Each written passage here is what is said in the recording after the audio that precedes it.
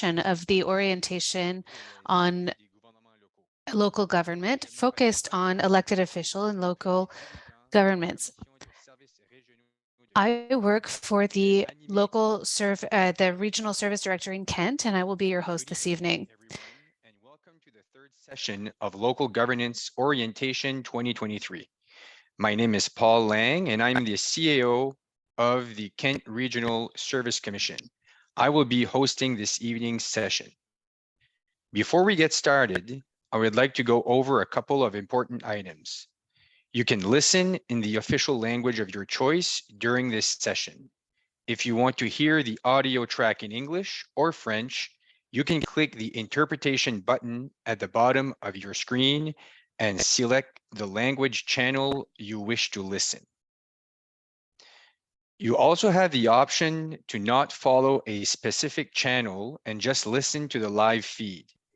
This session will be recorded and will be posted on the Local Governance Orientation 2023 website if you would like to refer it at a later date. We are using a webinar format for this session. Therefore, you're unable to mute or unmute yourself or to turn your camera on or off. The question and answer function is available for you to submit your questions related to tonight's presentation. Other topic-specific questions are being monitored, and the questions and answers related to tonight's session will be provided in both official languages on the orientation website in the near future.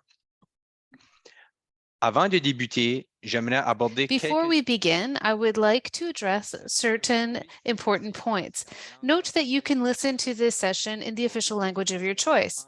To listen in English or in French, you just have to click on the interpretation button at the bottom of the screen and to select the language you'd like to hear.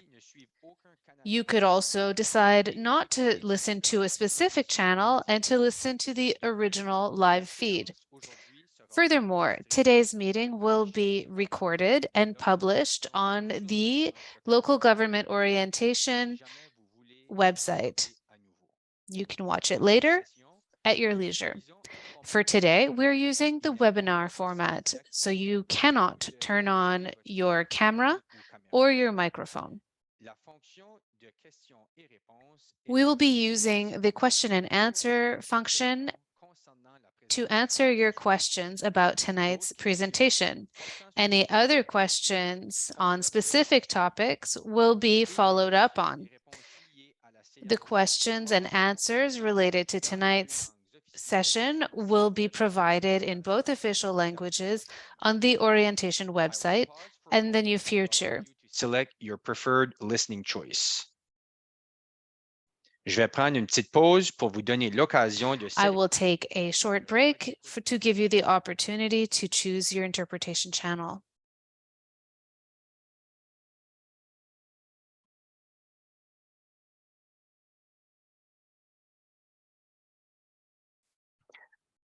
Our agenda for tonight will feature a presentation by Yves Gagnon on governance and service delivery for local governments. Monsieur Gagnon is the president of Consultation Gagnon Strategic Consulting, Inc. He has a project management professional designation in addition to a Bachelor of Business Administration with a major in accounting.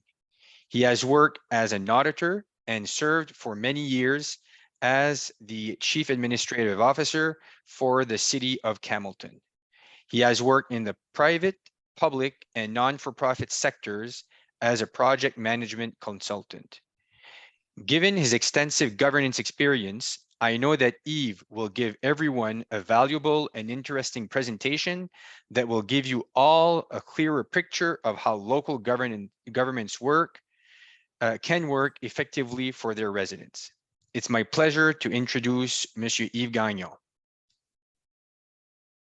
Alors, merci, Paul, pour... Thank you, Paul, for your introduction. I guess this evening we will be focusing on local government, and we will try to bring maybe a little bit of practical experience around some of these governance topics. So although there will be many topics to be covered, I will try to bring a bit of an experiential component to the session. Alors, on va adresser pendant la session So tonight's meeting sujet de gouvernance. will touch on many issues related to governance. We'll talk about the local government roles, the types of council meetings that are possible. Toolkit type discussions. We will look at important considerations and we will wrap up with some key messages. Alors, ça sera la formule à préconiser. So this will be our format for the evening. And I will be available, Paul, to discuss further if there are any points that need to be cleared up. So in terms of the role of local government, the local government is really to provide services, facilities, things that the council considers necessary or desirable for all or part of the local government. And what would that mean? So from an extract that comes from the Local Governance Act, we talk about municipal purposes, and one of the highlights in there is to provide good government. Really, we're looking at providing services, facilities, and things that council considers necessary to deliver services. We want to develop and maintain safe and viable communities, and obviously fostering the economic, social, and environmental well-being of the community. So generally, I think we all understand what the municipal context looks like, but that's how it's been depicted in that particular section of the Act. Alors, une des particularités one of the special features of local governance is that the Act defines the type of activities that the council can undertake and others that cannot be undertaken. And this is a special feature. So there are types of meetings that are allowed. These are regular council meetings, for example. These are meetings that take place once or twice a month. And these meetings are definitely allowed. There are other types of meetings that are allowed under the Act. For example, special council meetings. These meetings are often organized after sending out a notification. These notifications are mandated by the procedural bylaw. Sometimes you need to give 48 hours notice or 72 hours notice. It all depends on the bylaw. And then there's also standing committee meetings. Many municipal councils work with standing committees. It could be on finance or public work or others. So within this matrix, these meetings can take place according to the Act. And then within these meetings, it is possible to discuss certain issues in camera. In subsection 68(1) of the Act, there is a description of the type of subjects that can be addressed outside of public meetings. Yves, I have two questions. Certain councils have plenary sessions. Do you think this is a best practice? Knowing that these committee meetings are open to the public, do you think this is a good thing to do? Well, that's an excellent question, Paul. Plenary committees, committees of the whole, are a good place to have a dialogue with the management committee, to discuss with the public, to gather information that's necessary for council to make good decisions. So this type of meeting is definitely welcome. And more, with social media, it's possible to broadcast these meetings. And we see that people are more and more engaged and interested in these meetings. Some people can't travel to make it to these meetings in person, but then they can watch the discussions online.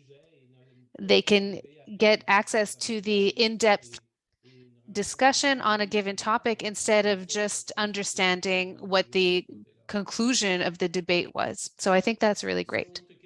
So to continue, Paul, on that topic, maybe speaking specifically a little bit about the differences between open and closed sessions.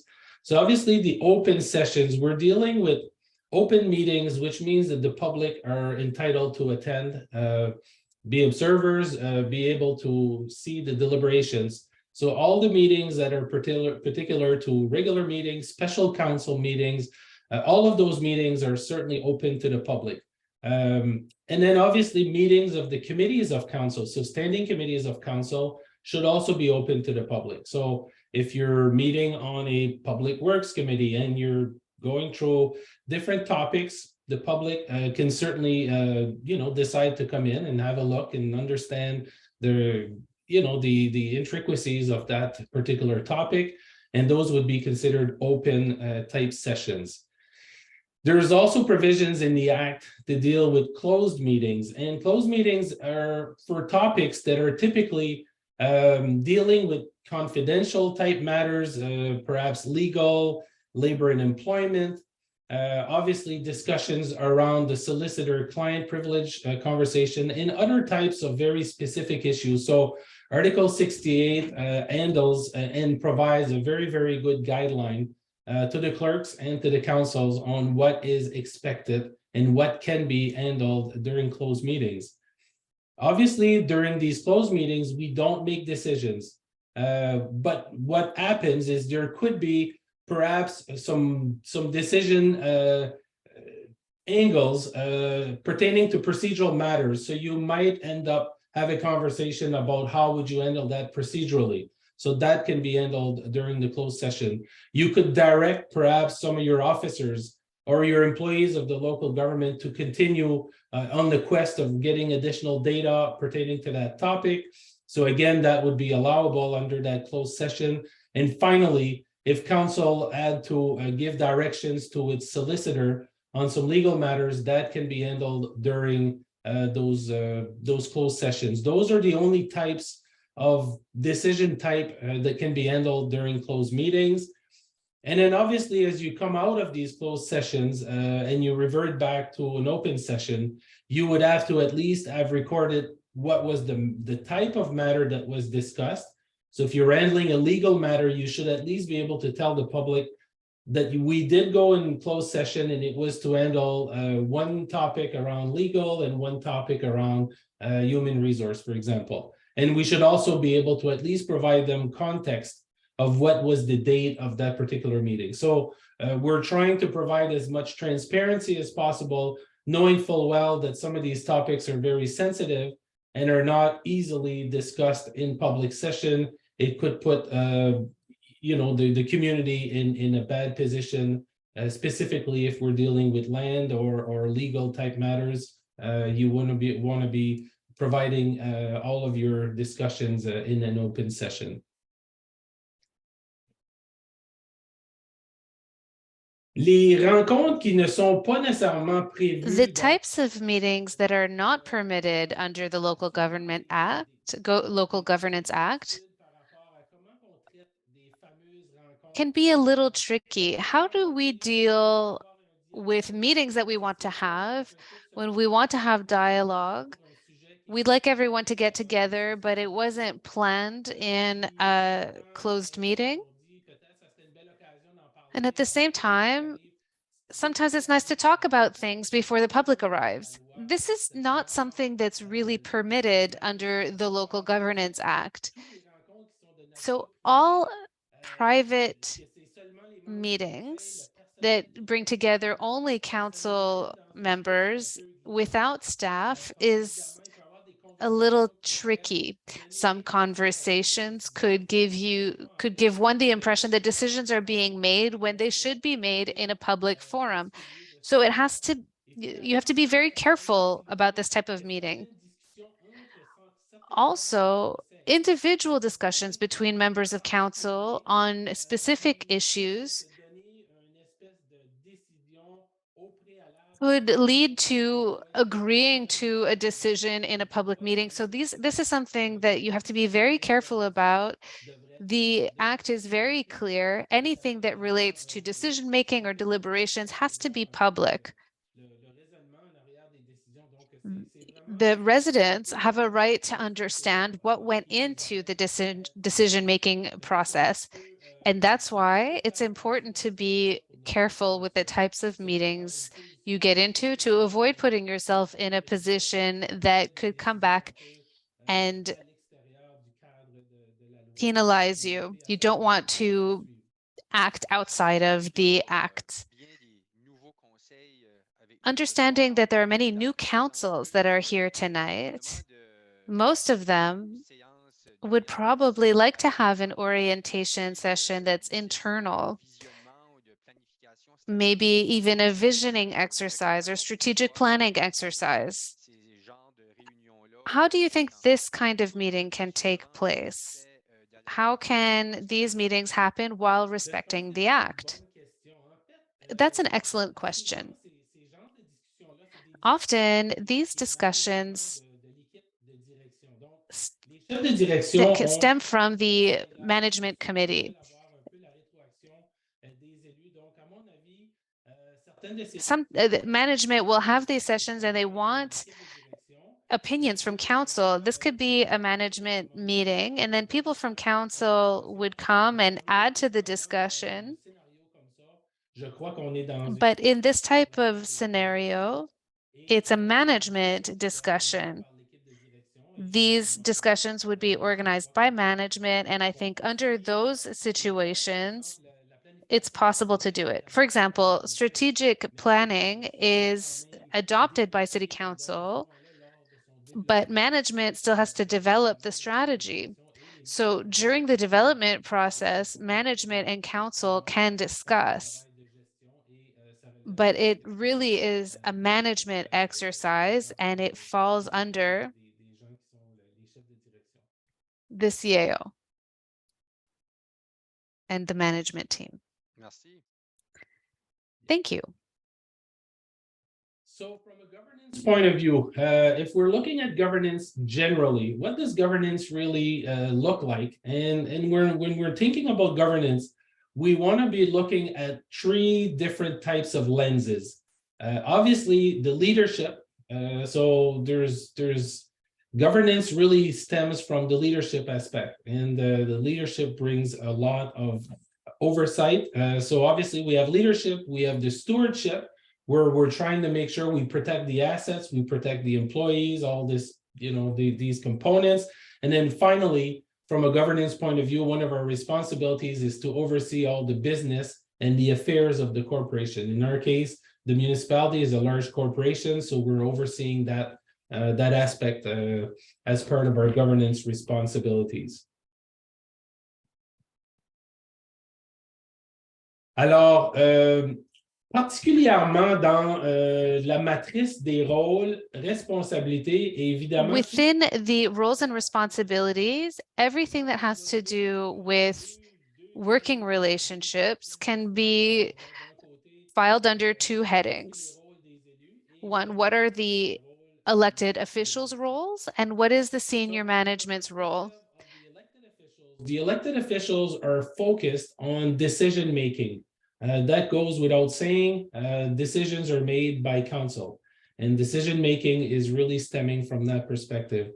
And council has to always consider all the relevant information. So council goes in and makes decisions, and the decisions are as good as the information that are being provided. So there is a really interrelationship between decision making and relevant information, and that is really where the elected officials come in.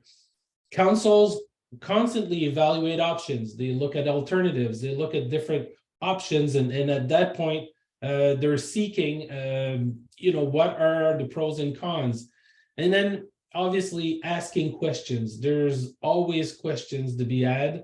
Obviously, when you're handling discussions, and in my previous function as a city manager, it would always be so much helpful when you get questions asked, because then you know that you're being able to provide additional information. Maybe there's presentations you've made that haven't been clear. So getting these questions provides you the ability to really make sure that everybody gets all the additional information. You get directions through, council gives their directions through their CAO. I mean, technically, council has one employee. Council has an employee, which is their CAO. And typically, that employee is then being directed of managing the affairs at the staff level. So council processes directions through the CAO's office. And one of the terminology in governance that is commonly used is the NIFO principle, which is really noses in, fingers out. So council needs to know what's going on, needs to ask questions, needs to go see things, needs to go visit sites. I mean, that would be certainly in providing them the context. However, council are not elected to actually conduct the affairs of the municipality, are not elected to run the operations, to tell people how to go about doing it. So they have to provide the general oversight, the general guidelines, the policies, the principles, and then at that point, through their CEO's office, they then provide direction, and then the CEO and their management staff establish tactical approaches to implement those decisions. Alors, du côté de l'équipe de gestion, On the management side, knowing that council is responsible for decision making, senior management then needs to make sure that they prepare background information and that this information is relevant. It's not a matter of just preparing something 5 minutes before a meeting and expecting to have a good decision from council. So it's important to always be thinking about how to prepare background information that's quality information. Also, it's important to present unbiased options and alternatives. Senior management should be able to identify what the pros and cons of each option would be, but they shouldn't be angling for a specific outcome. It has to be unbiased and impartial. Senior management must leave council to make the decision that is best for their community. And finally, senior management, through the CAO, must implement council decisions. So once decisions are made, it's not appropriate to question those decisions. Once decisions are made, are to take them and implement them as best as possible, and to make sure that staff understands what the decision was. Yves. What is the role of the public when it comes to meetings? Can they intervene during the meeting? We want participation at council meetings, but sometimes in some municipalities the public can ask questions at the end, others no. What is a good practice when it comes to the involvement of citizens in municipal affairs?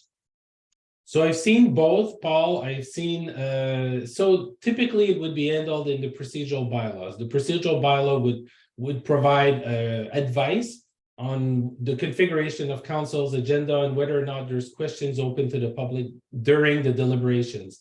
I've seen both, and I've seen pros and cons on both. So obviously, if you have people being able to ask questions while you're deliberating in a live session, then you can end up with a lot of questions that you might not have answers for, or that you might be winging responses, and that perhaps could cause you some issues down the road. And secondly, if you if you go with a system that is a little bit more rugged, where people have to kind of provide their questions in advance, or provide at least request permissions to speak, At that point, you might have the ability to prepare a little bit of information and make sure that you would know at least the type of topic that they would be bringing forth. So I guess it really depends on the community, depends on how council views those involvement from the public. It's always good that the public can be part of the makeup of the community. But if you're sitting in a council chamber and you are new at this process and people have expectations of you and they would like you to respond on the spot, and you might not be aware of all the different policies and procedures that would be backing up that position, you might be painting yourself in a tough position, and perhaps it will be something that becomes a little bit awkward for management team to try to implement following the session. And you might also end up in the front page of the local newspaper having taken a position, and then you cannot easily remove yourself from that position. So it's really a matter of determining what would be the right model. You need to have a chair and a mayor that would be really solid, able to handle these types of questions. You need to have practiced yourselves if you were to take loaded questions live. You need to understand the script. You need to understand who answers what, and is it okay to say you don't have the answer and that type of stuff. So I would say, Paul, it's a matter of making sure that whichever model you have in your procedural bylaw, you need to make sure that you've tested it and you understand. And then the public should be aware also that it's not to prevent them from asking questions. It's just, it might put sometimes it might put council in a precarious position, and that's perhaps why you've created a structure where you would ask people to preamble their questions. Excellent.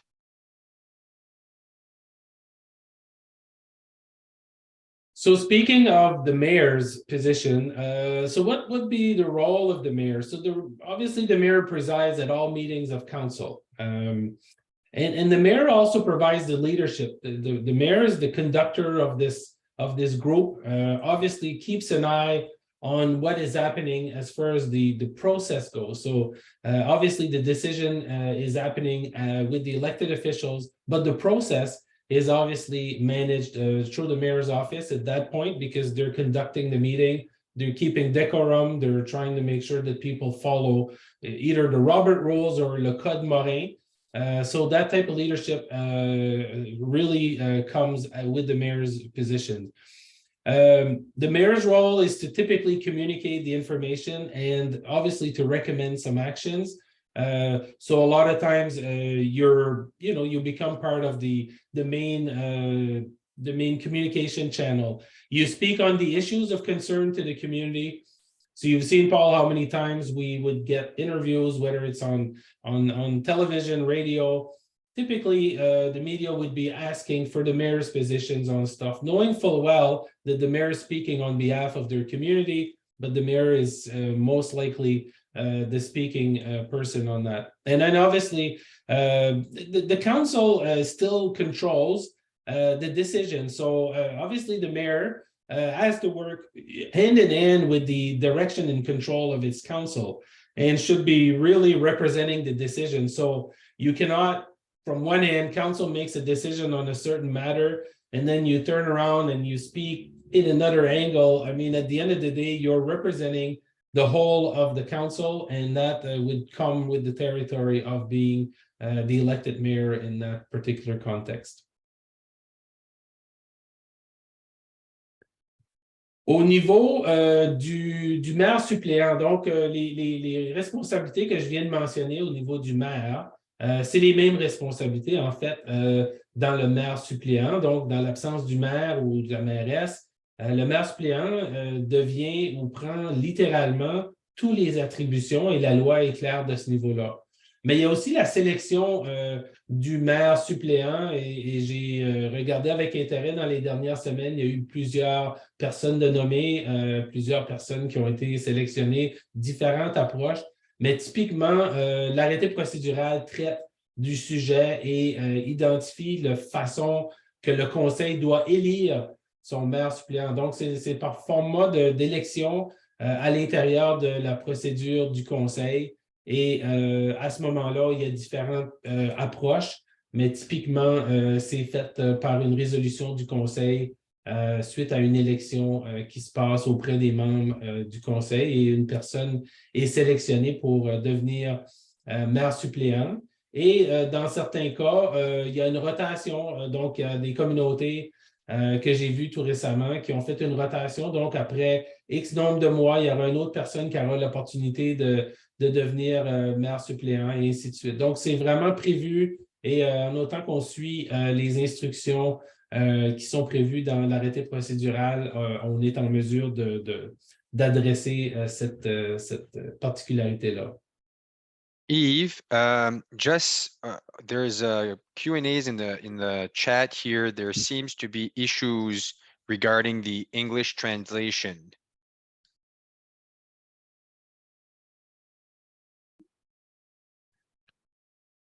Est-ce que la traduction est réparée?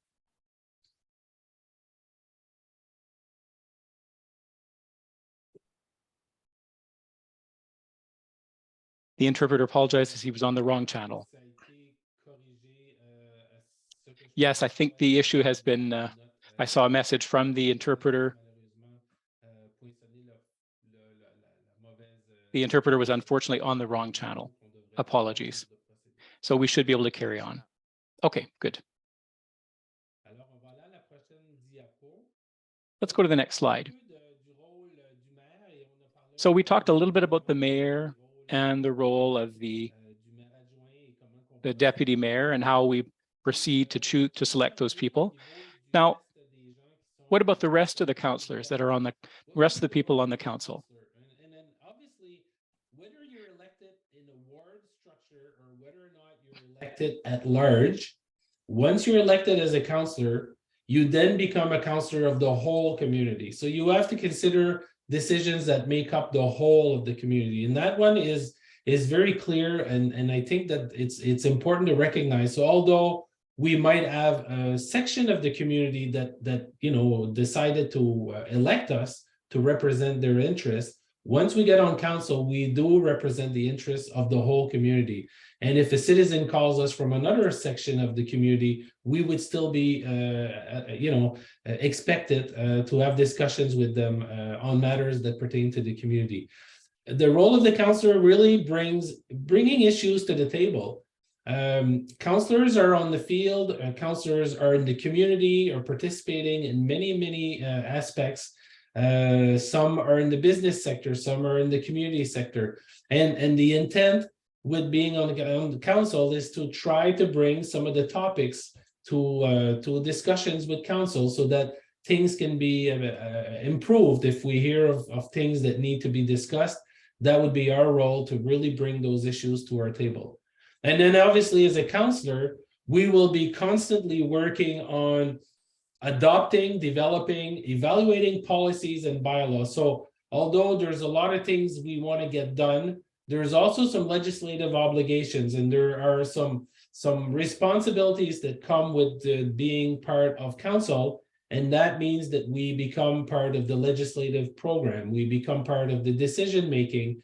And then that in essence is where we establish policies. So if we want to make sure that the staff are working in the right context, we need to make sure that we provide policy through the CAO's office that would be handling things as we see fit. So it's our responsibility to develop those policies and those bylaws and all those conditions around the community. We need to make sure that we attend council meetings, and not only attend, but we need to make sure that when we attend, that we go there prepared, that we've read our materials, that we've had the ability to kind of pre-judge a little bit what those topics could look like, make up our minds and not be influenced by everybody around us. We need to be able to go in there and say, all right, if we're going to be talking about this evening, I'm going to be attending the council meeting and I'm kind of prepared. So that comes with the territory. And obviously, from time to time, council members would be assigned duties. You might be asked to be the representative on a standing committee. You might have to attend some protocolic type events. You might be asked to go on some training on behalf of the municipality and so on and so forth. So that would be part of the role of the elected official, specifically the council member. Yves, lors des réunions du conseil, Yves, during council meetings, is the mayor allowed or is he entitled to debate with his colleagues? Is there a procedure to follow if he wants to share his or her own opinion with council? We know that he presides the meetings, but sometimes that can become a little bit unclear. His role as a presider and as a sharing his own opinions or his or her own opinions. Well, there are different schools of thought on that. When you preside a meeting, you are already participating in the participant or in the event. Because you have to paraphrase what people are saying. So from that, in that respect, yes, you participate in the dialogue. But if you really want to get into a conversation and present a specific position, most bylaws will require that the deputy mayor preside the meeting at that time so that the mayor can participate and take a position in a debate. And there's even some specifics about the voting in such situations. But again, it should be mentioned specifically in the procedural bylaw. You have to be aware. You have to be aware of that procedural bylaw. It's important to thoroughly understand it, and you have to constantly check it. But the mayor is the one who presides the meetings normally. And so if he wants to take a position or he or she wants to take a position, you have to make sure what the procedure is for your specific community. Okay, well, I'm going to get ahead of you maybe, if you allow. We received a question in the chat. When a councillor is speaking with citizens and receives concerns, like for snow clearing, for example, or I don't know, a situation related to the management of parks, and he wants to convey those issues, is there a procedure to follow? How does that work? When a councillor wants to bring those complaints to the other members of council? I think that's a good question. When we hear things in community, we're supposed to discuss this with councillors. Now, if these are discussions of an operational later, you can go to talk to the CAO and just say, so I would say actually that's the first place to start if there are things that are operational in nature. But if the complaints or topics that involve changing our bylaws or procedures or policies, then you would have to bring it to the clerk's office and identify that as an item to be put on an upcoming meeting agenda. And because the clerk's office prepares for meetings, they prepare the discussions and the agendas. And some procedural bylaws allow for certain issues to be brought up, by saying, Your Worship, I would like to bring this issue up at the next meeting. And depending on how the agenda is set up, the issue can be raised there as well. If you hadn't had a chance to bring it up during that meeting, if it's something that you heard that same day, and you want to bring it rapidly to the attention of council, you can do it that way. It doesn't mean you'll be able to deal with that matter that evening because people need time to do research. But there's a number of ways. So go to the clerk's office, inform the mayor, so that it can be placed on a future agenda. Or thirdly, organize a public meeting and inform people that we will be dealing with that topic in the upcoming meeting. So we talked a little bit, Paul, a while ago about some of the items that the council members obviously have to cover. And one of the elements of the councilor's duties per se, obviously attendance of council meeting, participating in the annual budget process. So I know that one will be new. Most municipalities here this evening are in the first year of this term have received budget approvals through the minister's office for the 2023 budget. But going forward, the council members will be needing to participate in their annual budget process. And I would say the annual budget process starts the day after the budget is approved for the previous year.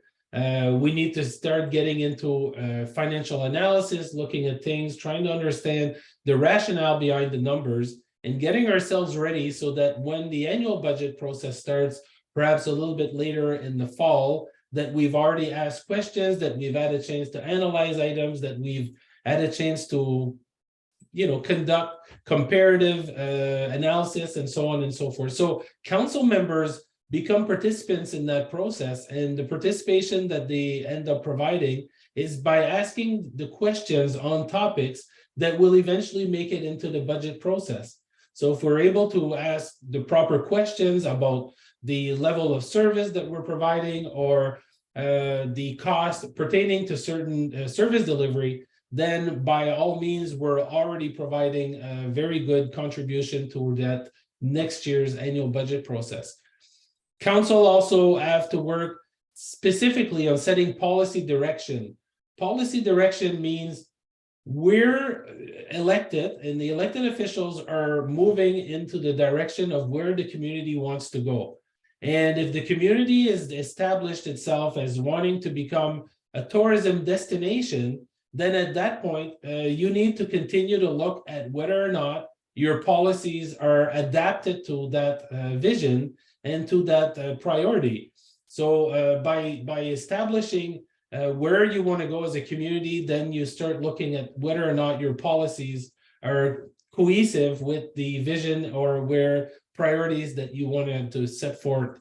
And finally, you're constantly looking as council members and as councillors, looking at representing the best interests of the entire community. So again, yes, we might have alliances and we might have folks that come from a ward type structure, and that certainly doesn't remove that from happening, and might be where our people that have provided us support come from. But at the same time, we need to keep an eye on the whole community, and that is constantly something to keep in mind as we approach, because there will be times where it will be something that might not be in our particular ward, but if it's good for the whole of the community, then it should be good for the whole of the community, and our decisions should be able to support those types of initiatives, even though they might not be specific to our geographical limitation in our particular ward.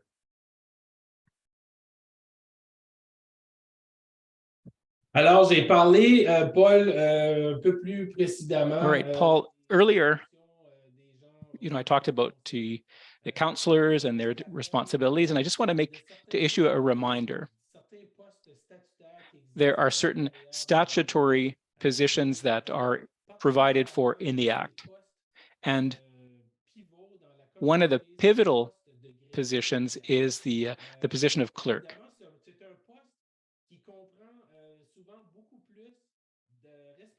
So now this is a position that is about much more than the name implies.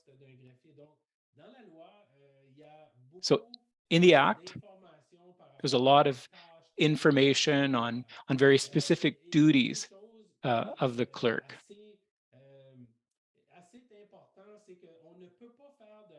And one thing that's really important to understand is that you cannot organize a meeting if the clerk cannot be present.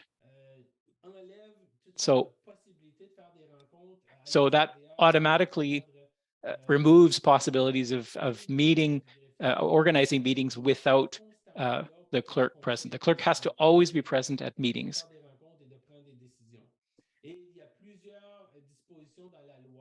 And there are also a number of provisions of the Act, and I encourage you to go and see the Act that talks about the roles of the clerk. But one is that they have to participate in all council meetings, and they have to maintain a detailed register of everyone who was present at the meetings, the resolutions that were passed and presented, decisions made. And they have to keep all those documents in a safeguarded location. So again, the clerk has very specific duties. It's a very important position. Specifically, the clerk is responsible to keep the books, all the documents, the records of council, and all the originals of the bylaws. So, even if a council member or the mayor comes in and says, listen, can I get a copy of this resolution? Yes, your worship, you can certainly get a copy of the resolution, but I cannot give you the original resolution. That resolution has to remain in a vault. It's under my responsibility, and I cannot leave that document vacate my responsibility. So the clerk has that responsibility and is responsible to keep the corporate seal. So we cannot have a member of council drop by and say, well, listen, I'm gonna, sign this contract, put the seal on it. Those responsibilities lie with that officer. They need to keep an index register. So you cannot have a clerk that you show up and they don't know where this document and that document is. They need to be super organized, because at the end of the day, if they're summoned by the courts or by other officers, they would have to produce documents on behalf of their municipality. So they're responsible to have that. And then finally, the clerk are responsible to sign the agreements, all the contracts, and all the documents that are requiring signature on behalf of the municipality. And typically they sign with the mayor, and in their absence, it might be with the deputy mayor. But it's typically the clerk that signs all those contractual obligations, because typically you would need to have a seal on it, and the only person that has the seal is the clerk in that particular regard. Yves, we have a few questions on the role of the clerk, and so and they're very good questions. So the first one is, can the CAO be the clerk also? So that is a very good question. Actually, depending on the size of the communities, you will see pretty often positions where you will have a joint position between the CAO and the clerk. It's not it's not something that's not accepted. Actually, you can hold more than one position of officer. So it is something that happens from time to time, depending on the size of the community. The larger communities tend to have specific individuals that have, the role of the CAO, the role of the clerk, and the role of treasurer.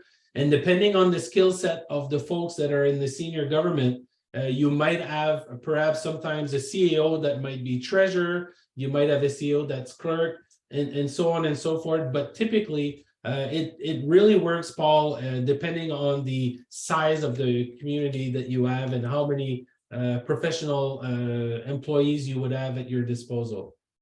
The other question in relation to that is, if the clerk is absent and there is a full-time CAO, can the CAO take her position or his position without being named as an assistant clerk for meetings or committee meetings or council meetings and committee meetings? I mean, typically, the procedural bylaw would dictate how that happens, but if you don't have a clerk at the meeting, for sure, the meeting cannot happen. Now, what would happen in the case if the clerk is absent? You have a snowstorm, the clerk cannot show up, everybody's there, you have quorum. typically your procedural bylaws would have a section dealing with council could then name an acting clerk for that particular meeting. You would have to pass a resolution to that effect, and that person could be in an acting capacity for that particular meeting.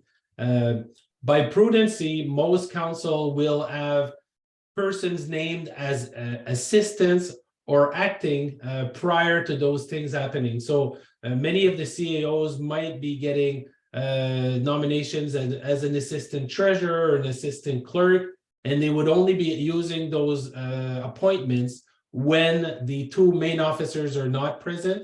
So those are typically what happens in perhaps communities that might not have large large management teams, but you would not be able to conduct a council meeting without having at least addressed an acting person that would act as a clerk for that particular meeting. And you need to make sure that if you're putting somebody in an acting clerk position, that they understand the responsibilities that come with it, and that they would not allow resolutions or bylaws to be passed that would not be consistent with the act. So yes, you could put somebody else in those capacities, but they would need to, at minimum, understand the implications of the Local Governance Act.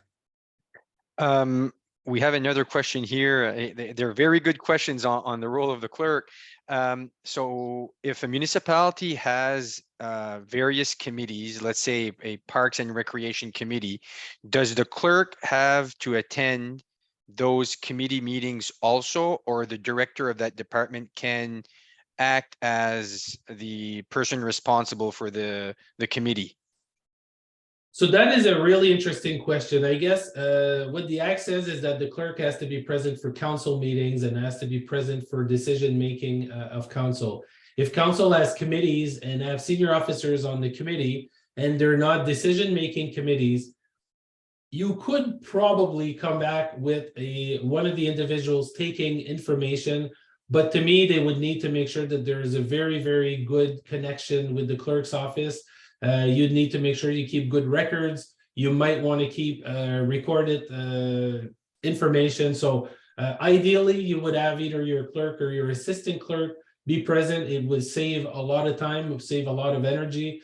But if it's not doable, then you would have to have a process established with the clerk's office and making sure that it is, that we're following best practices and that there's no decisions being handled at that particular session where the clerk is not present. Excellent. And another one here. How much information does the clerk has to record when it comes to council meetings? Is it everything that each councillor says, or is it just the recording of decisions, or how much details is necessary when it comes to preparing the minutes of meetings? I will provide you maybe my perspective on it, and then obviously there might be alternative views on it. But what you have to record for sure are the decision and how the decision was made. All the discussions around the decision doesn't necessarily have to be all written in that particular context, because if it is written and all in that context, if you've forgotten something, or if you've just kind of paraphrased a little bit of the ongoings, and if one day you're asked to attend a court hearing on that decision, and then you need to look at that, and if you haven't kept, verbatim every word that was said, perhaps it would be harder to position yourself than having a very clear, this is the decision, here's how it came down, with the information that was provided as advice to council.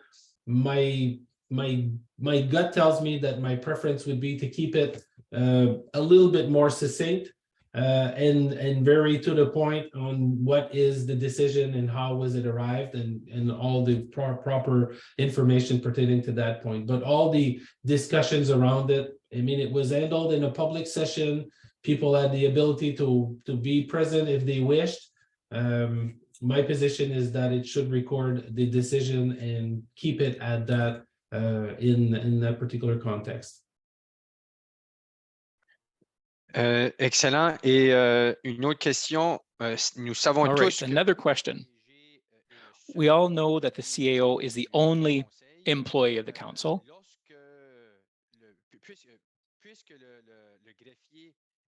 Now, since the clerk answers to the council and has to be there for the decisions, who hires the clerk? Is it the CAO or is it the council? That's a really good question. So if you look at the way that the act is written, if you have a CAO, the person is that person is responsible for all staff. But on the other hand, the council also has a responsibility for appointments. So normally, the hiring would be handled by the CAO. He or she would prepare all the details and then make a recommendation for council, and then council would be responsible for officially nominating or appointing that person. So what I've often seen is that when it comes to choosing a CAO or a clerk, the CAO will ask for the support of council members to participate in the selection, and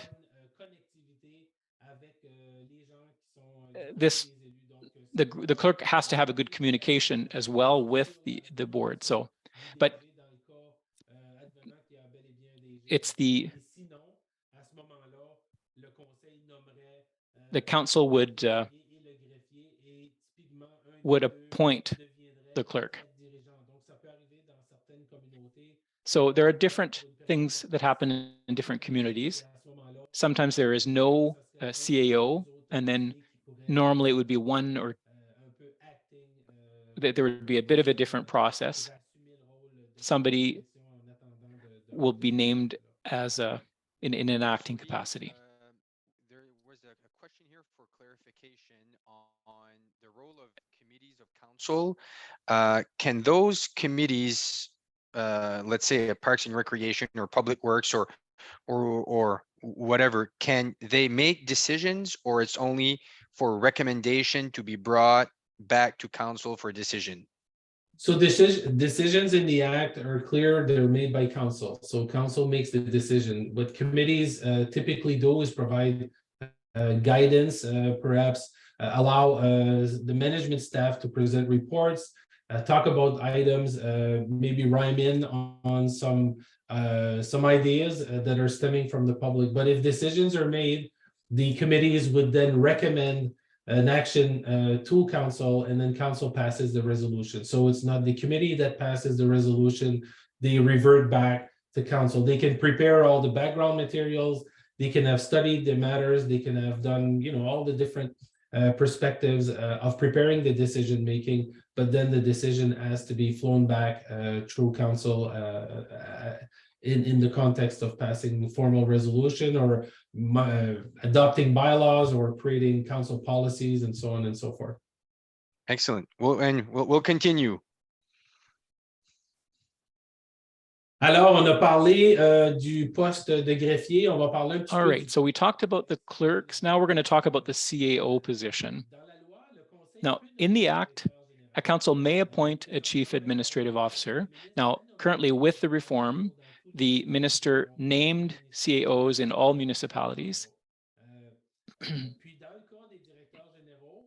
And in the case of CAOs, normally the CAO has the duties and the powers that the council prescribes either by bylaw or resolution.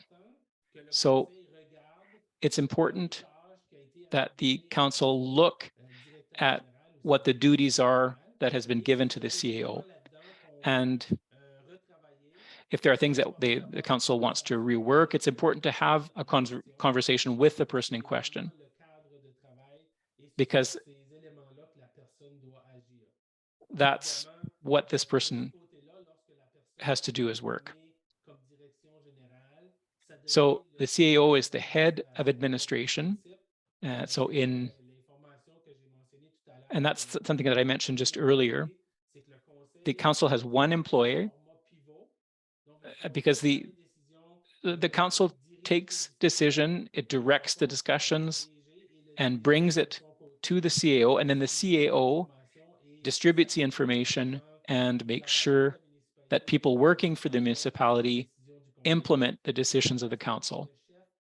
So the CAO is the head of administration, and he or she takes the lead of council and makes sure that that any decisions are implemented on the ground and on a daily basis. So the CAO is responsible for directing a team, which is normally after made up of department heads, supervisors, and they deal with, daily operations of the community, service delivery, and so forth.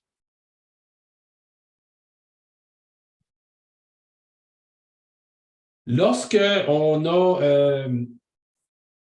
travaille avec un groupe When d'élus, we're working with a group of elected officials and there's a management team, sometimes some situations can arise that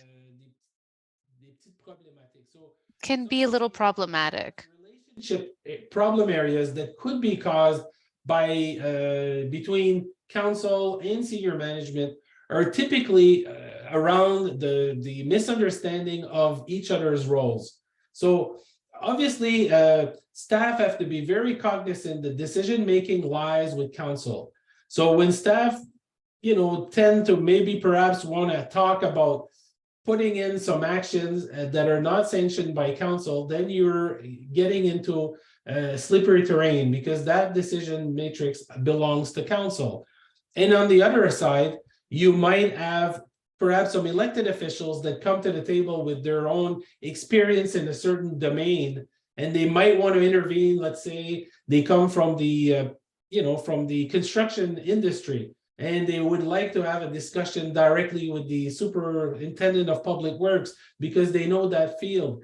Again, it's not part of your role to be involved with the operations, and then that could cause particular issues. So unclear understanding of the operating structure, I think what's very important is to make sure that you understand the, the organizational structure that you're in.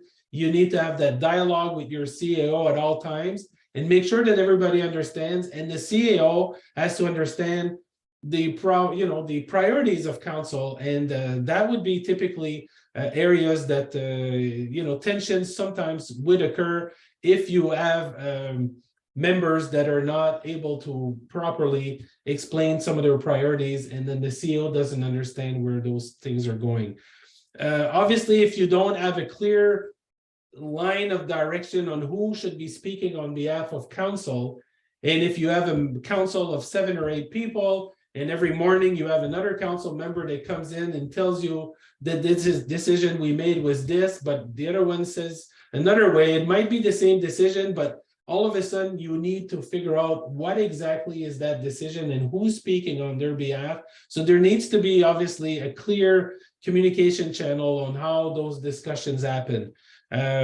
Obviously, if individuals make statements or attempt to make decisions that are not been decided by council yet, it puts everybody in a very awkward position. As a CAO, you're hearing things on the field. You might read something in the newspaper. It hasn't been discussed yet at the full council meeting. How does that put everybody? And then you're asked to speak on those topics. Your staff ask you questions. So it causes perhaps some relationship issues. So you need to be very good. So typically, all of these relationship problem areas are around communication. Perhaps trust have been broken. Maybe we don't have the right respect. So in that regards, the CAO and council have to have a very good dialogue, and you need to be able to understand what each party is responsible for. And you need to be able to trust each other and respect each other, knowing that we might not have the same opinions on things. I can agree to disagree, but it doesn't mean that I need to be not nice about it. I can say, Your Worship, I don't think the same way as you on that, but if that's council's perspective, then hey, I will certainly put it in action, but I just want to let you know that I'm not. So you can say things in the right context, although you might have a differing view, but after you've said your differing view, you still need to implement actions. And then lack of identifiable goals and visions. If your community doesn't know where they want to go and it's unclear, and management thinks that you want to become really the community of tourism, but on the other hand, some of the members of council think that we should be the community that has the best paved streets. You might have different visions, different views, perspectives, and your priorities and your action at staff level might not be consistent. So if you don't have clear vision and goals, then I think you could be causing yourself relationship problem areas. Thank you, Eve. We'll stop here for now. It's 7:36. We have a planned health break for about 5 minutes. So before we go on break, we've seen a few questions related to budgeting process and decisions made that could be made after the budget is adopted. These questions will be addressed at our finance session next week. So please hold on your questions. And for those that have submitted questions in the chat just in the last few minutes, after the break, we'll take a few minutes to answer them. So we'll be back here at 7:42. Have a good break.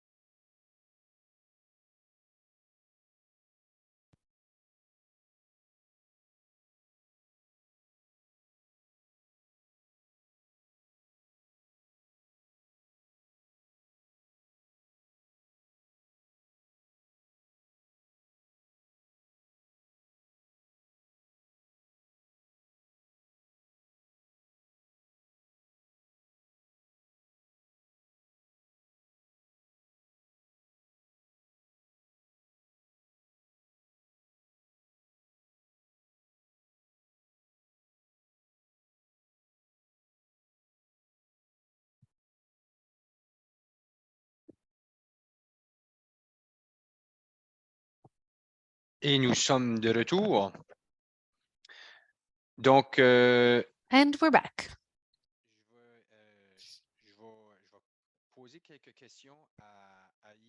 I'm going to ask some questions to Eve. I know we still have a lot of ground to cover this evening in terms of presentation.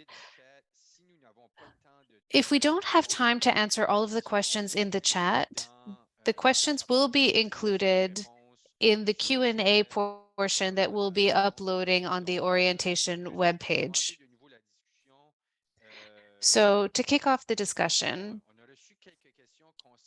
we received a few questions about hiring staff.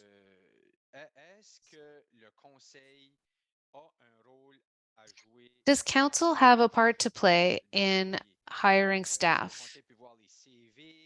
Does council get to see the CVs? Do they participate in the interview process? We got several questions about this subject in the last few minutes. That's a great question. Within the CAO's responsibilities, there should be guidelines on how to proceed with hiring and staff management. Normally, hiring is a CAO responsibility. However, council will set salary ranges. Council will determine if vacant positions need to be filled. So the work is done in collaboration with the CAO. This happens usually with the working plan that is set annually with the CAO. We look at how many roles need to be filled. Is anyone going into retirement? But then the daily work of hiring and interviewing falls under the CAO's responsibility. Then, depending on the size of the community, it's possible that the CAO will ask council members to participate in an interview panel. And that's an opportunity for council to share their point of view, but it really falls under the purview of the CAO. It's the municipal bylaws that give him this authority. So that's how that happens. Council establishes the budget for staff, the salary ranges, and then the CAO is responsible for managing, hiring, and administering the HR portion. There are statutory positions that do not fall under the CAO. For example, the clerk or the treasurer does not have authority over these positions. They are outlined by procedural guidelines.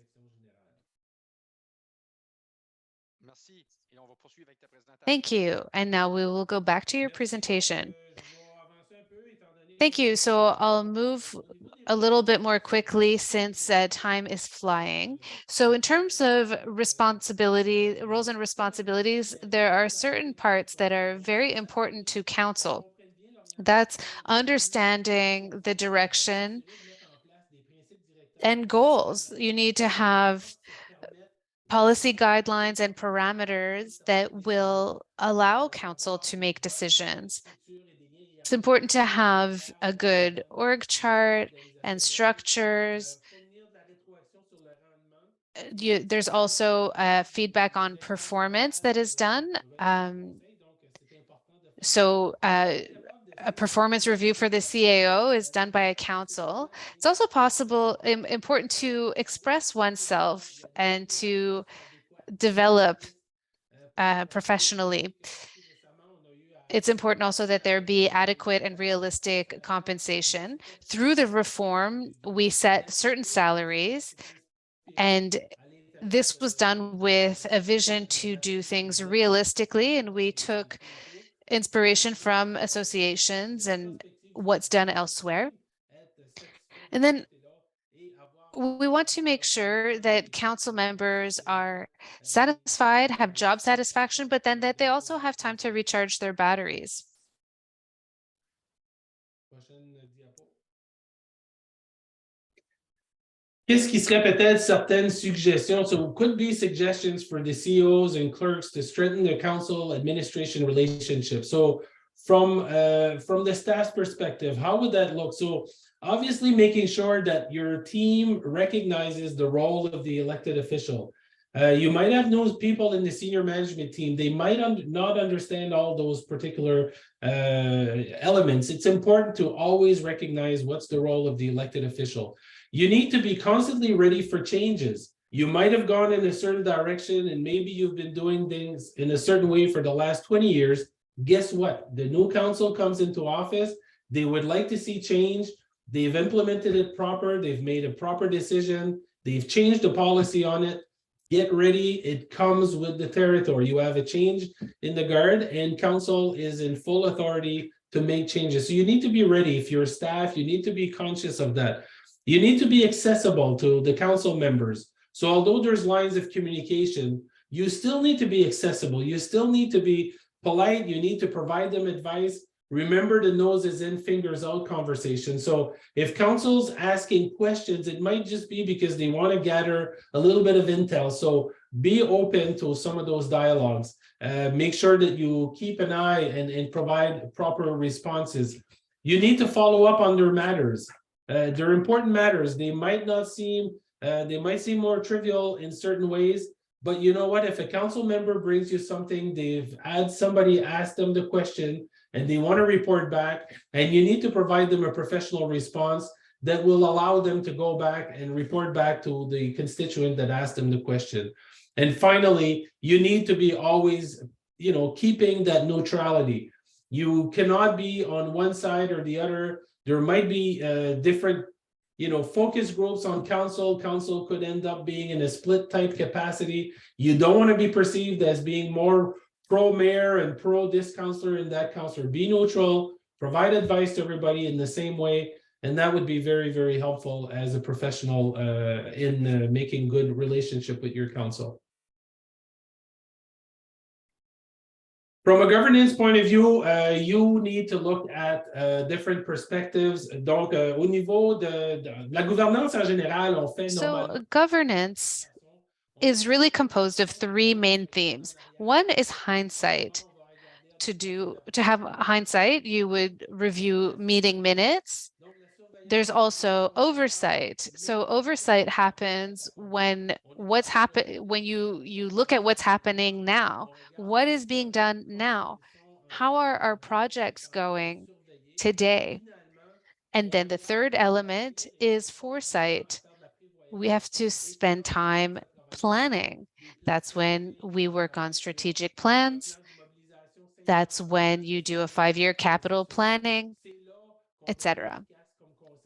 This is how council can be effective. It's to adopt these three positions, hindsight, oversight, and foresight, and to grant enough time to each of these elements. You don't want to spend too much time focusing on the past or too much time focusing on the future. You have to find a balance to be effective.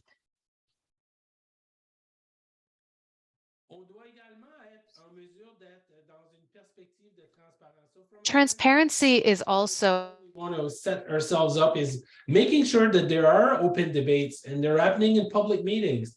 So the reason that the public meetings are made that way is public should be able to see how you go about decisions and see what you really said during that conversation. Because it's easy to say, if people are not present, to say, well, I didn't believe in that. Well, when it's in public session, they will have seen you whether or not you believe in it or not. So it puts a little bit more onus, but at the same time, it provides the ability for the public to make their mind on whether or not you're bringing forth some proper support on some of those topics.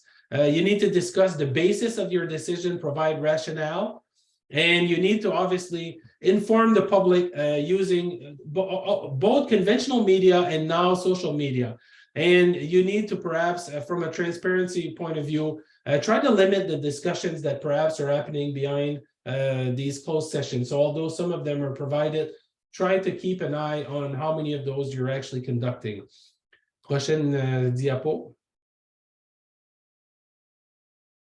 Alors, dans la perspective de gouvernance, On doit également s'assurer. So still within governance, you have to think about how you set the council agenda. I'm not just talking about setting a date or the agenda for tomorrow. Can you pull back and have an annual plan? Perhaps you can set that in June, we'll do the performance review for the CAO. In another month, we'll talk about the budget. So to have an annual schedule for meetings and themes allows us to avoid missing discussing important topics and getting stuck in the day-to-day. So in my opinion, setting an annual plan is very important. It's also important to give council enough time to discuss certain issues. Sometimes I'll see an agenda that has 40 or 50 items on it. If we don't allot time efficiently, we don't get to discuss important issues. So it's important for the mayor and the clerk to work together to set this agenda. And also, when delegations are present, it's important to establish the rules of order. And this is all part of setting the agenda. Yves, about setting the agenda, whose job is this? Is it the mayor's job? Is it the CAO's? Is it council that determines the topic of an agenda? How does this work? Well, the agenda is set by the clerk. Normally, there will be a prescribed list of subjects based on the recommendations of committees. So that's the first draft. Then the mayor will discuss with the clerk to make sure that there aren't any subjects that are missing. Maybe issues were brought to the mayor's attention by members of council. So this is really an exchange between the mayor and the clerk. Of course, sometimes the CAO will keep an eye on the agenda because they see what's coming up. But the clerk will prepare it and then the mayor will review it because the mayor will be presiding or chairing the meetings. We know that sometimes an agenda will show a point called new business. Is there an expectation that decisions will be made on new business? Or is it really a matter of having a discussion, and then the decision is made at a later meeting? Well, in my opinion, the best decisions are made when we've had a chance to do some research and analyze the pros and cons. So if we're being presented with a subject at the last minute, and we didn't have a chance to ask our management team to provide additional information, we don't know if this type of decision was evaluated in the past. We could end up in dangerous territory. So I think it's best not to take any spur of the moment decisions unless it's a very specific type of response. For example, a special grant for an activity that's coming up very soon and it fell between the cracks. So in those cases, it's possible to make a decision on the spot. But if there are any decisions that could entail long-term consequences, I think it's worth doing the due diligence, seeing the alternative options, the pros and cons, etc. Because otherwise, it's very possible to make the wrong decision. Prochain item. Next slide, please. All right, so j'ai parlé tout à l'heure de la réflexion. Earlier, I was talking about strategic thinking. So yes, there is strategic planning that has to happen. I understand that many communities are already thinking about their strategy, but this also entails another type of thinking that can have longer term consequences. When we do strategic thinking, we think about our investment strategy, our capital planning. Are there any assets that we want to unload? This is not the type of thinking that you can show up and do on the spot. Usually it requires some preparation in advance. For example, we need to plan our communication. We can definitely identify a point person, but we also have to establish a procedure. Who would replace that person if that person's unavailable? Is there a certain topic that would have one spokesperson and another that would have another? So all of this requires reflection and thinking. Think about project management. When we're in construction, we choose someone who will go to meetings with general contractors, who is going to provide information, who is going to update us on changes in the project.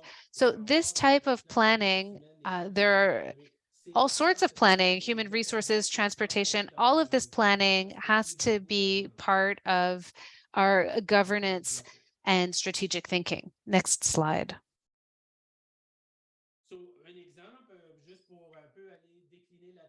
I can give you an example to go in this more in depth. From a communication planning perspective, we would be looking at establishing clear communication line. Who's the spokesperson? Who speaks on decisions of council? Who talks on the administrative matters? Who talks on technical issues? I mean, if somebody asks questions about how we're doing, the digging of water and sewer pipes, is it better to have a council member? Is it better to have the superintendent of water and sewer that speaks? And if they are speaking, are they able to speak? Have we trained them? Do they know how to go about the script and so on and so forth? Communication planning, who would be selected? What do we talk about? How do we deliver? What would be some common themes that we want to talk about every time we get a chance to communicate? Can we add some taglines on our communication so that we're constantly providing that same line so that everybody's speaking the same language? And then obviously the development of formal communication approaches, whether they're verbal, written, informal, talking about media training, people that are asked to do an interview, if it's the first time you've ever had to be in front of a camera, how does that look? How does that feel? Can you do a test? Can you practice? And so on and so forth. So that would be, in my opinion, Paul, when we were talking about strategic thinking, that's the type of thinking that I think councils can certainly provide very, very good context. And the CAOs have to certainly support these initiatives, but they're led and they're certainly talked about from a governance point of view as a team between the council and the CAO. So decision-making approaches. So comment qu'on prend des décisions? Typiquement, on prend des décisions. All right, so normally when you're making a decision, you try to base those decisions on values. And those values will have been adopted in the community's vision, strategic plan, their mission. So normally your decisions want to go against the values.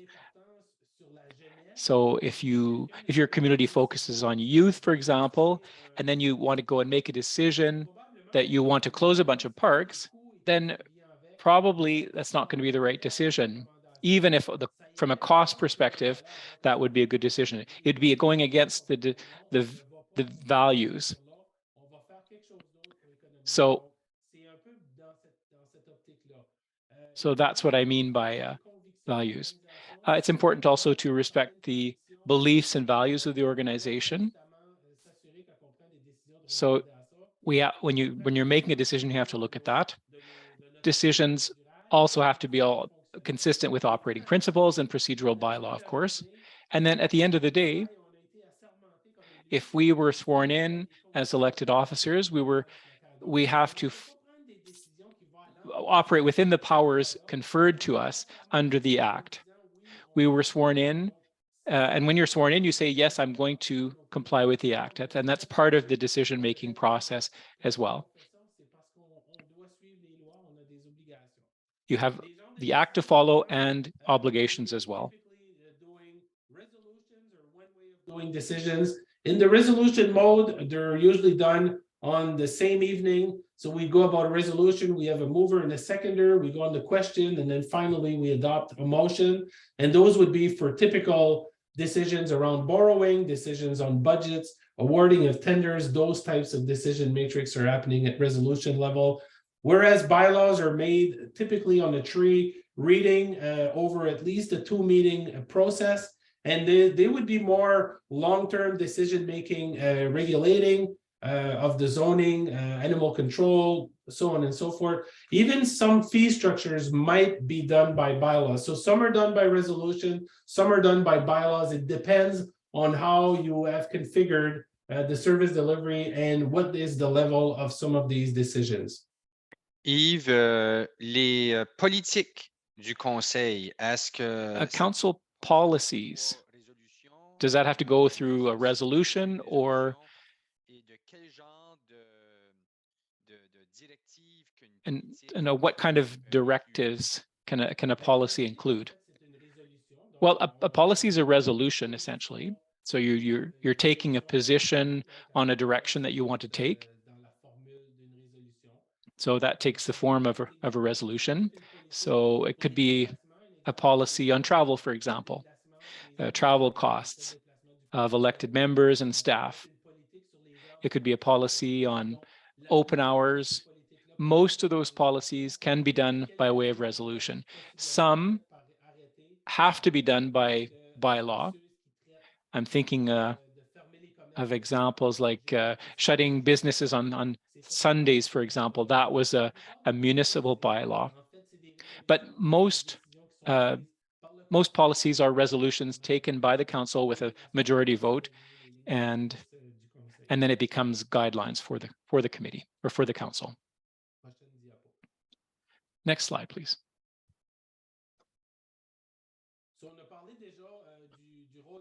So we already talked about the role of the mayor, and now if we have committees, whether it's the mayor or another elected official that's presiding, it comes to the same. The chair of the committee is responsible for the process. Now the decisions are made by the group itself, but if somebody wants to take to talk for 10 minutes, it's up to the chair to say, well, thank you, Paul, for your comment. I would like now to go to Julie to ask her opinion.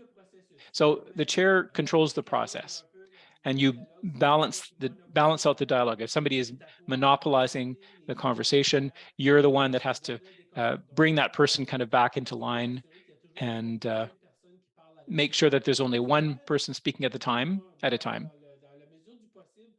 And as much as possible, you have to be professional about it, because you're the one who establishes the tone for that meeting. So you apply the meetings. So you can either use Robert's rules or the Code Morin. So it depends on the rules of order that you use, but the chair has to at least know how that operates, so that if somebody wants to propose a change, for example, how does that work, and so on and so forth. This person has to understand the procedures. And then finally, the chair has to make sure that if there is a motion, that it's put to a vote. And so that's the role of the chair. Yves, there's a situational question here following the question, the issue of the chair. So let's say a mayor wants to intervene in a debate. So he takes his chair down, he asks the deputy mayor to take his place. Can the mayor vote on a resolution? Or does the deputy mayor not vote? How do things work? All right. It depends on what the procedural bylaw says. I don't know them all, but if it says that elected officials, if the chair cannot vote, well, then the person wouldn't be able to vote. If the deputy mayor acts as the mayor for that decision, then the mayor, who has become like a council member for the purposes of the conversation, would be able to vote like anyone else. But the deputy minister, who acts as the chair, would not be able to vote. But again, it depends if that's allowed or not in the procedural bylaw. So if it is permitted, then that wouldn't be a problem. But if the procedural bylaw says that the mayor can vote at any time, then he or she can participate in the debate at any time. And if the procedural bylaw says that the mayor can only vote in the case of equal numbers of yeas and nays, well, then he or she would only be able to vote in that case.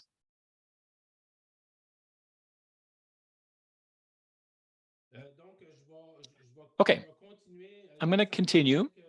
We have a few slides more to cover. Community effectiveness. Mandates. If we're going to be striking committees of council, we need to make sure that there's a clear mandate. It's well understood. Staff understand what is the role of that committee. You need to make sure you provide a strong chairperson. You need to certainly apply code of conduct during the meetings. You need to establish what would be the policies and procedures from a governance point of view. What does the procedural bylaw cover, and so on and so forth. And you need to make sure that you would, at that point, have a very solid and positive working relationship with staff. Because if you're doing standing committees, there is a likelihood that it won't be just the CAO that would be present. You would then perhaps have the director of public works or the fire chief and so on and so forth. So you need to make sure that that committee has the right tone and that it causes very positive outcome to the community. Au niveau des codes de déontologie, à l'intérieur. In terms of codes of conduct, now, as part of the transition from the reform, these were supposed to be put in place for all municipalities, and these codes are required to indicate what happened if certain elected officials don't follow the proper practice.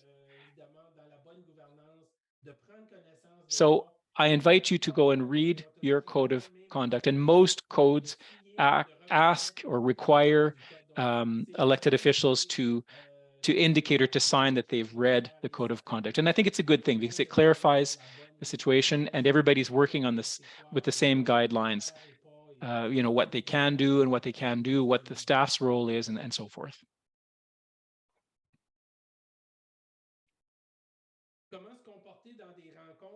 All right, how to behave during meetings. So there are some really good practices that should be adopted. Normally, when you're in a meeting, you have to, people have to understand that when you come to a meeting, you know, there can only be one person speaking at a time. And if you say that the meeting starts at 7, then start at 7, and you finish on time. And so, I mean, you know, in some questions, you know, do you allow people to keep their cell phones on, or do they ask them to turn them off at cell phones during the meeting?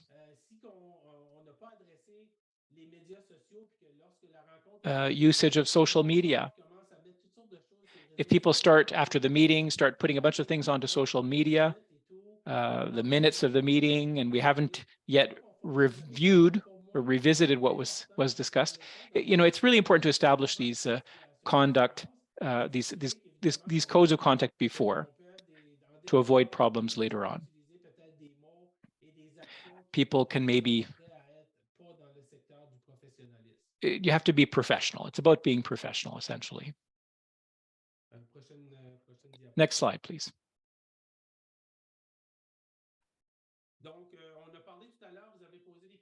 Now, you asked questions earlier, Paul, about how things work. Here, I've listed some of the policies that we normally see. So under governance, you'll often see travel policies. More and more, you see conflict of interest policies. So these are probably already covered by your procedural bylaws, but some communities want to go even further. Codes of conduct, There are policies on relationships between the council and the CAO. So the relationship between the DG, so somebody was asking who does the hiring. Well, the CAO does the hiring, but there has to be unity between the council and the CA. So the policies and procedures have to be clear and well established so that everybody knows whose role is what and what they're required to do. So that's a very kind of practical view of some of the policies and procedures that exist. Next slide, please. There are also policies that are more operational in nature. So policies on communication, on financial administration. What are the thresholds, for example? When does the council have to look at certain expenditures? So they could be very technical discussions. What happens if we have a CAO who's on sick leave? How do we replace him or her? So if we have policies, we can be more effective because we can plan for things. Succession planning as well. If we know that our senior leaders are going to be leaving in a certain amount of time, how do we prepare in advance for that? Who could replace these people? Do we have people on the inside who could take on these positions, or do we know people in the private sector? So it's important to do a bit of planning as well. That's part of the work of establishing operational policies and procedures. Training and operational development is another subject of a policy and procedure.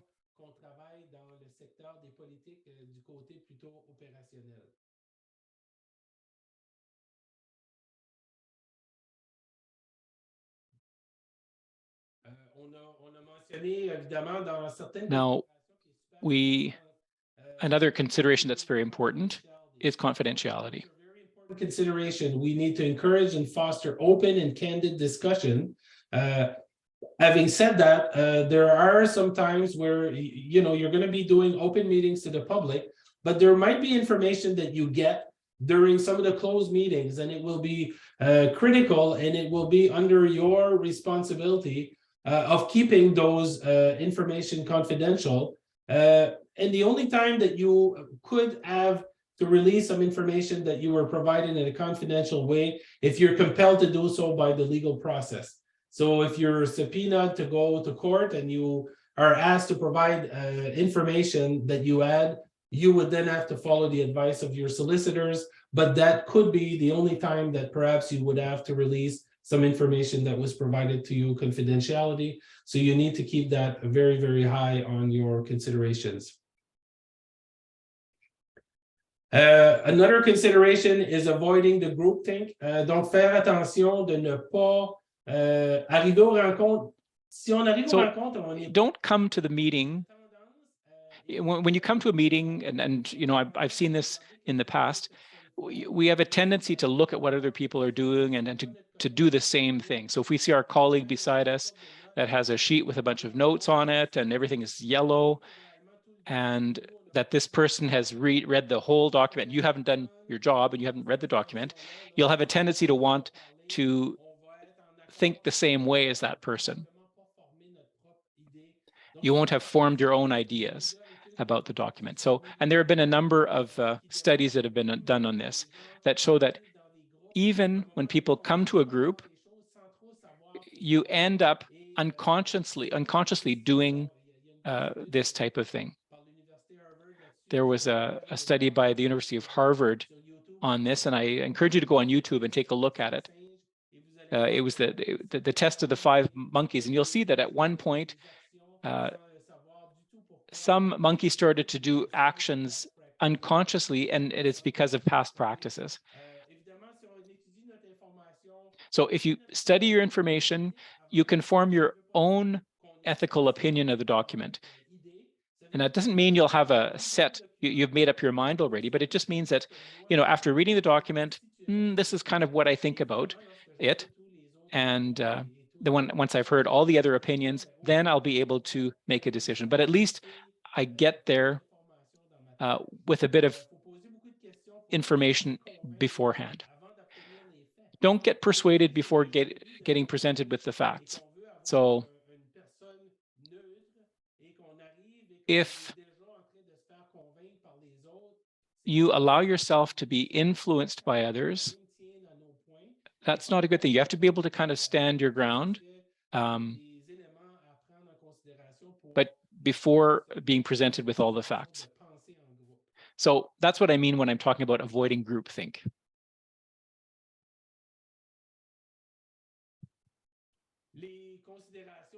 Another important consideration, and I think this is very obvious, you have to be aware that social media is omnipresent.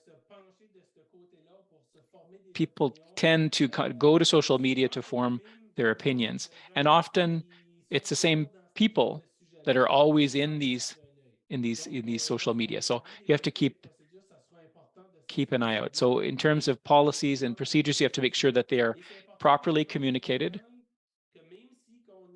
And it's important to understand the difference between a personal account and your political profile. Some people will say, well, yeah, I said this, but it was on my personal account. Well, yes, but if you, in your personal account, you presented yourself as the mayor of such and such a community, you got to watch out what you say. If you say negative comments about your community,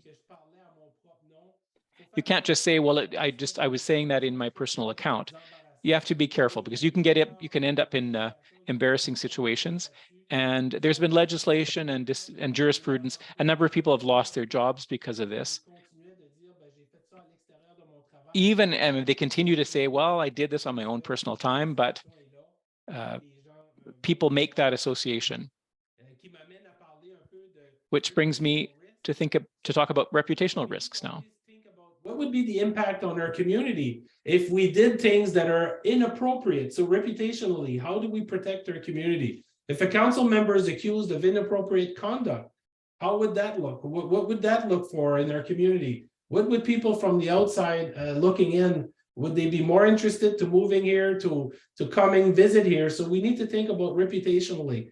We need to think about what would happen if a senior manager made some bad decisions, even though they're outside of their working hours. They get caught in a bad rap somewhere.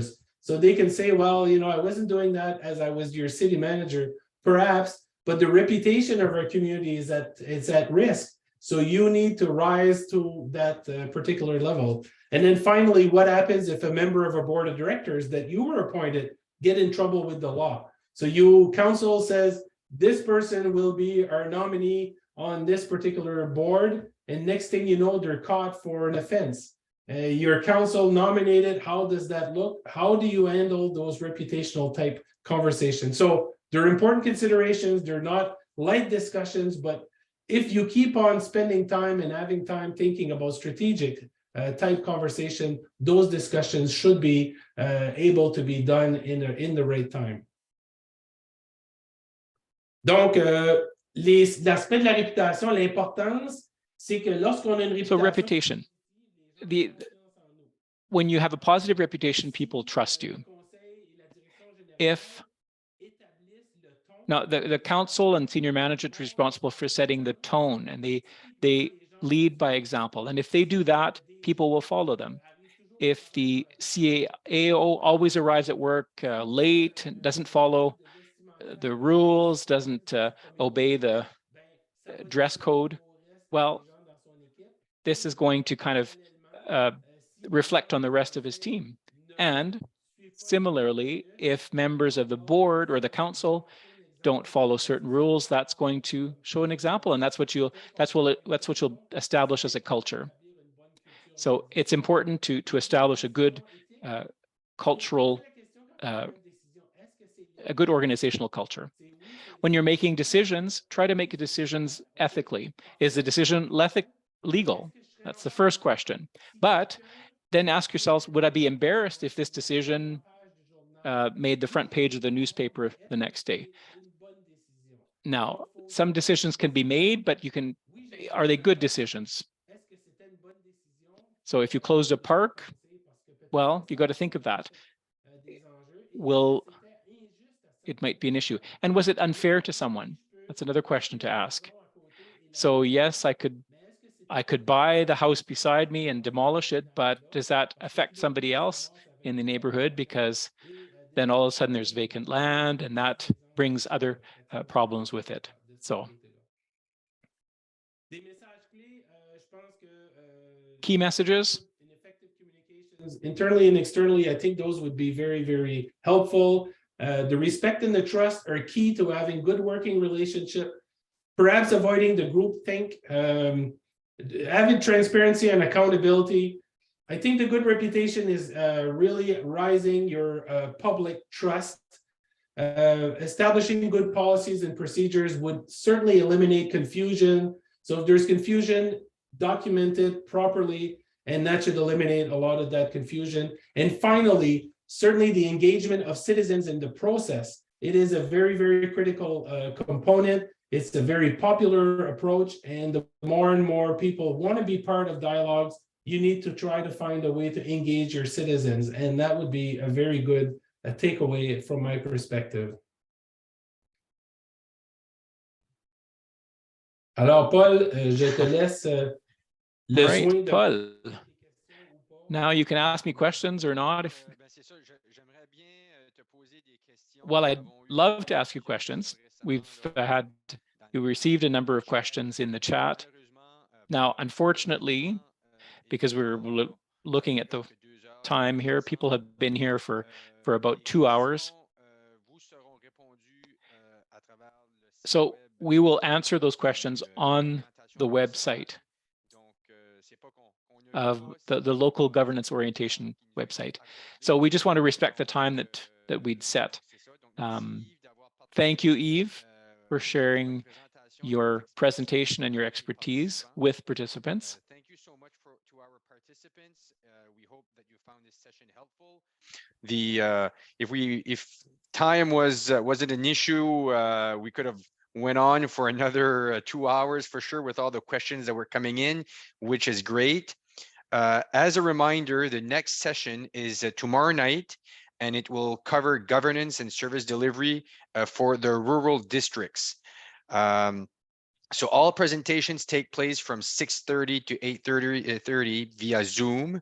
And please ensure you register ahead of time if you haven't already to get the Zoom link. We appreciate the fact that so many of you are taking part in these sessions. Just tonight, we had close to or just over 300 participants, which is excellent considering that we have new people coming in, and people want to know what's how to deal with this new with their new local governments. And the department has been getting questions when the presentations will be on the website. The website is being updated. Our apologies for the delay. Once it's being updated, the department will send emails. Nous vous remercions de vous être joints à nous ce soir. Nous espérons que vous... Thank you for joining us this evening. We hope that you will be participating in the next session. We look forward to your participation in the next session. Have a great night.